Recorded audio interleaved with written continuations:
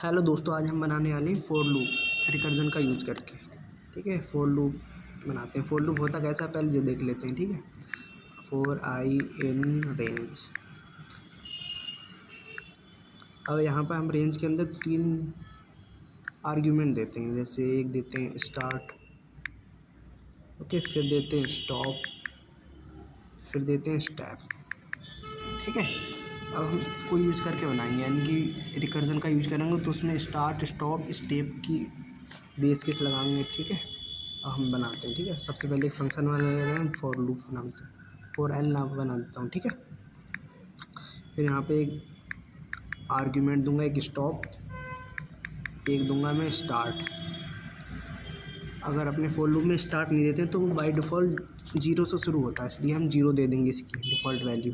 ठीक है, फिर स्टेप देंगे, स्टेप भी बाय डिफ़ॉल्ट 1 होता है।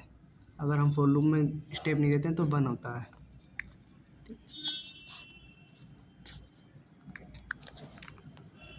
और यहाँ पर हम बेस केस लगाएंगे एक।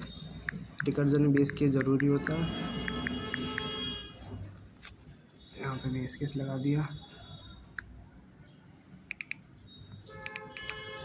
Base case.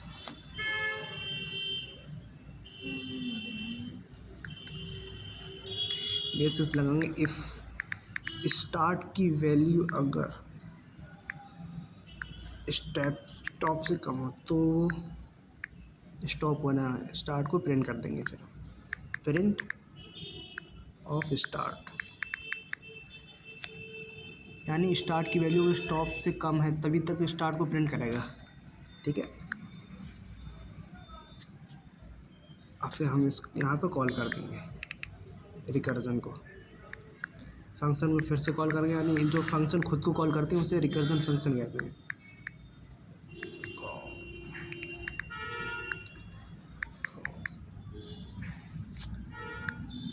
ठीक है, यहाँ पे हम फंक्शन को कॉल कर देंगे। फॉर एल नाम से हमारा फंक्शन है। अब इसको हम कॉल कैसे करेंगे, सबसे पहले स्टॉप देंगे। ठीक है, फिर हम स्टॉप यानी स्टार्ट को हमें प्रिंट करना। अगर यूज़र एक वैल्यू देगा तो स्टार्ट प्लस स्टेप हो जाए। ठीक है, फिर कॉमा लगा के स्टेप कर देंगे। स्टेप सेम रखना है, तो स्टार्ट के अंदर स्टार्ट प्लस स्टॉप जो भी वैल्यू देगा उसके अंदर स्टेप प्लस होते रहे, यानी 1। फिर हम यहाँ फंक्शन के बाहर आ जाएंगे, फिर एक यूज़र से इनपुट लेंगे। Input enter number. ठीक है, यूज़र से नंबर ले लेंगे, कॉमा सेपरेटेड जो भी लेंगे,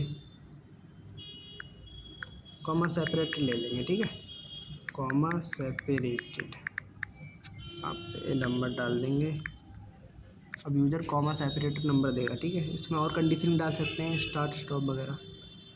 अब इफ़ लगाएंगे। ठीक है, अगर कॉमा हुआ, अगर कॉमा हुआ तो स्प्लिट करा देंगे। ठीक है, स्प्लिट क्या करेगा, अगर कॉमा दिया यूज़र ने, 2 वेरिएबल दे दिए तो उसमें से कॉमा से सेपरेट स्प्लिट करा देगा। ठीक है, इफ़ लगाया, कॉमा लगाया, अगर कॉमा हुआ यूज़र में। ठीक है, इन क्या होता है, मेंबरशिप ऑपरेटर जो चेक करेगा यूज़र में अगर कॉमा हुआ तो क्या हमें जी बना देंगे, जी इज इक्वल यूज़र स्प्लिट करा देंगे, यूज़र डॉट स्प्लिट, कॉमा को स्प्लिट करा देंगे, कॉमा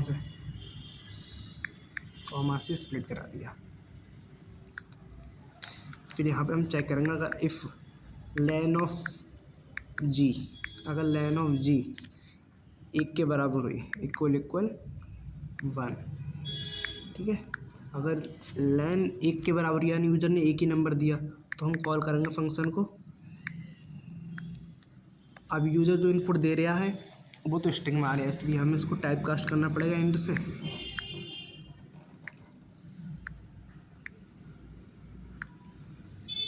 अगर कॉमा है तो जी, यानी कि जी ऑफ, गलत हो गया, 1 सेकेंड, टाइप कास्ट करा, जी के अंदर गए, इंडेक्स नंबर 1 वाला उठा लेंगे। ठीक है, 1 से कॉल कर देंगे यूज़र करने। फिर दूसरी कंडीशन लगाएंगे इलिफ में, इलिफ लगाया। फिर अगर लैन ऑफ जी इक्वल टू क्या हो गई, इक्वल टू, तो क्या करा देंगे, तब भी कॉल करा देंगे 4L bracket open, type cast जरूर करेंगे इंट जी ऑफ 1 दे देंगे। यानी कि जो ऊपर वाला है हमारा ये वाला, अगर स्टॉप 1 यहाँ पे हम 1 देंगे पहले, ठीक है। यानी कि जो दूसरी वैल्यू होती है फॉर लूप में वो स्टॉप वैल्यू होती है, ठीक है। अगर यूज़र ने 2 वैल्यू दे दी तो यानी कि जो दूसरी वाली वैल्यू है जी ऑफ 1, तो वो कौन सी हो जाएगी, तो वो सेकंड वैल्यू हो जाएगी स्टॉप वैल्यू, ठीक है। फिर यहाँ वो कॉमा लगाया। फिर अगर यूज़र ने 2 इनपुट दिए तो इंट, और जो दूसरी वैल्यू हो जो जी ऑफ 0 होगी वो क्या होगी, स्टार्ट वैल्यू। अगर ये 2 इनपुट देता है तो एक होती है उसमें स्टार्ट वैल्यू और दूसरी होती है स्टॉप वैल्यू, ठीक है। अगर यूज़र 1 देगा तो ये वाला कॉल हो जाएगा फंक्शन, ठीक है।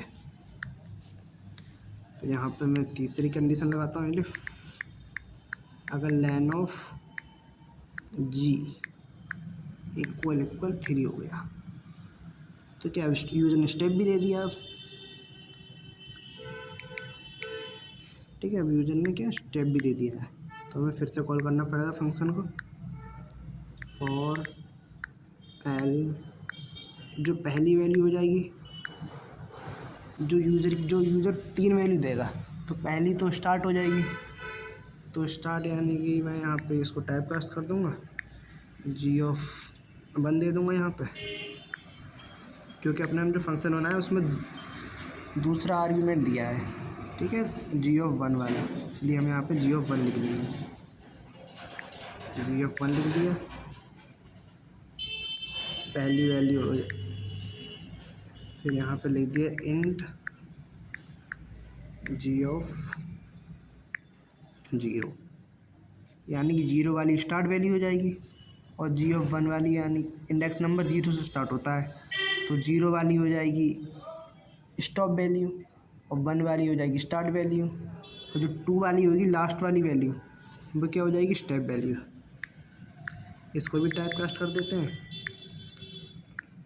जी ऑफ 2, जी ऑफ 2 कौन सी वैल्यू हो जाएगी, स्टेप वैल्यू, ठीक है। अब इसको हम एक बार यहाँ पे एक एल्स का कंडीशन डाल देते हैं,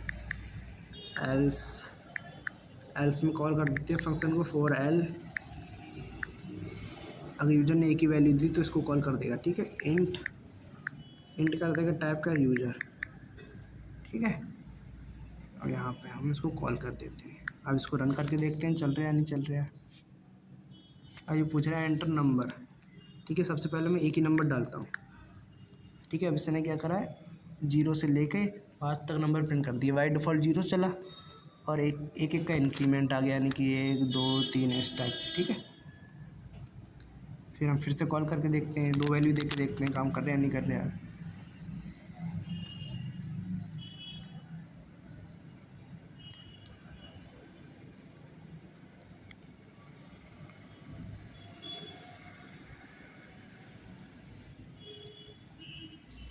यहाँ पे हम दो वैल्यू दे देंगे, 1 से शुरू करेंगे, 1 से 9 कर दे रहे हूँ, चलो भाई, यानी कि 1 से 9 तक शुरू हुआ, 1 से शुरू हुआ है 8 तक गया, यानी एक कम चलता है, ठीक है।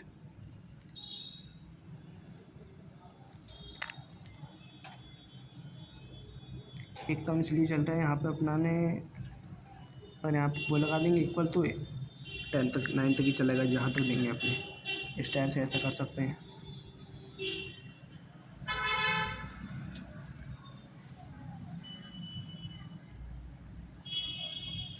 और यहाँ पे 1,9 दूंगा तो 9 तक ही जाएगा ये, ठीक है। ऐसे भी कर सकते हैं। अब तीसरी वैल्यू देख के देखते हैं स्टेप की काम कर रही नहीं कर रही है।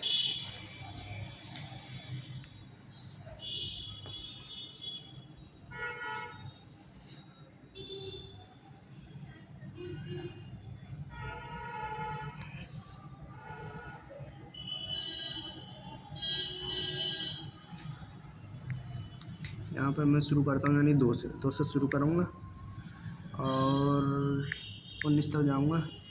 2 का इंक्रीमेंट आ जाएगा। ठीक है, यानी 2